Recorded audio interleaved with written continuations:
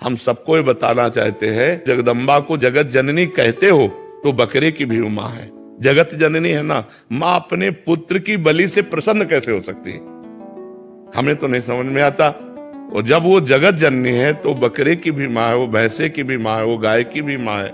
वो माँ जो जगत माता है वो अपने पुत्रों की बलि से प्रसन्न कैसे हो सकती है? अगर वो प्रसन्न होती तो तुम्हारा मंगल हो जाता। किसका मंगल हुआ? बकरे की बलि चढ़ा। और अगर वो अपने स्वरूप में आ जाए तो सबको चाट जाए उनको। वो तो महाकाली है, महाकाल स्वरूप भी है।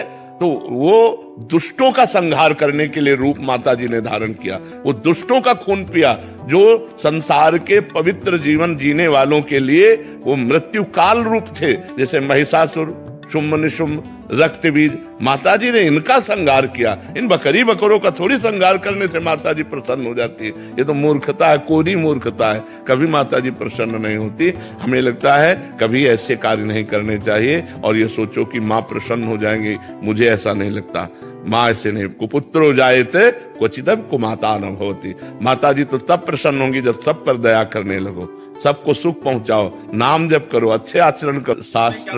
शास्त्र में विधान है, नारियल की बलि, नींबू की बलि, इनकी बलि सात्विक बलि दे।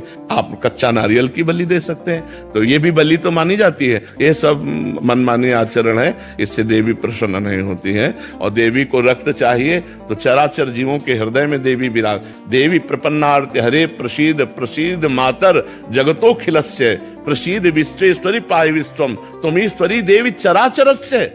तुमीश्वरी देवी चराचरस्य, वो चर अचर की ईश्वरी है। उनको किसी के खून की जरूरत है? माँ को किसी की खून की जरूरत है? अरे माँ तो अपने खून को दूध बनाकर अपने बच्चों का पालन करती है। माँ शब्द कितना महान है, वो अपने शरीर के रक्त को दुग्ध में परिवर्तित करके अपने बेटे का पालन करती है। वो दूसरों का रक्तपान कैसे कर सकती है? ये दुष्टों के रक्तपान किए माता जी ने, जो समाज के लिए कलंक थे, जो समाज का द्रोह करके समाज को नष्ट करने में लगे थे। ऐसे राक्षसों को माता जी ने मारा है। शुम्भ निशुम्भ, रक्त बीज, महिषासुर। ऐसे नहीं है कि गलत सिद्धांत से न चले, नहीं तो नरक की प्राप्ति। अगर हमें कामना की भी पूर्ति चाहिए तो हमको गलत आचरण छोड़ने पड़ेंगे, क्योंकि हम जो कामना की पूर्ति चाहते हैं उसमें पाप आचरण बाधा पहुंचाएंगे। पाप का फल दुख है, पाप का फल विपत्ति है, पाप का फल संकट है। यदि आप मुर्गा मुर्गी खाते हो तो पाप कर रहे हो, और वो पाप आपकी कामनाओं को पूर्ण नहीं होने देगा। चाहे हनुमान जी के पास जाओ, चाहे राम जी के पास जाओ, जहां भी जाओगे जीवों की हिंसा करते हो, जीवों को दुख देते हो, गंदा आचरण करते हो, गंदा भोजन पाते हो, तो भगवान प्रसन्न नहीं होने वाले। और आप किसी मंदिर न जाओ, घर में पवित्र आचरण करो, पवित्र भोजन पाओ और नाम जप करो, तुम्हारे घर में भगवान आ जाएंगे। कहो सो कहां जहां प्रभु नाही, हरि व्यापक सर्वत्र समाना, प्रेम ते प्रकट होए मैं जाना। तो प्रेम कहां से आ जाएगा जब अपराध करोगे? इसलिए जो कामना भी पूर्ति चाहते हैं तो उनको चाहिए कि गंदा भोजन और गंदे आचरणों का त्याग करें, तो उनकी कामना जल्दी पूर्ण हो जाएगी, निश्चित पूर्ण हो जाएगा। उन जीवों को देखो, एक चींटी के भी पीछे अंगुली लगा के देखो, ऐसे वो भाग रही है अपने प्राण रक्षा के लिए। क्या उनमें जीव नहीं है? क्या मुर्गा अपना प्राण बचाना नहीं चाहता?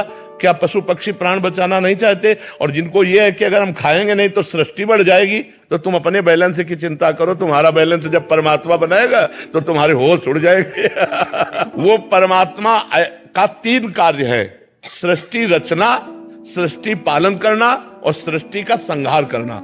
वो भी अपने आप में लय कर लेता है।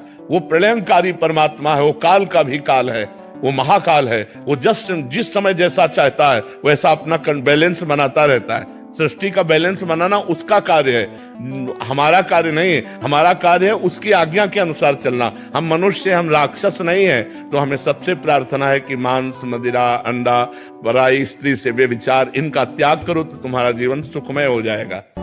ऐसे ही प्रेमानंद महाराज जी का वीडियो देखने के लिए आप हमारे प्रेम शक्ति चैनल को सब्सक्राइब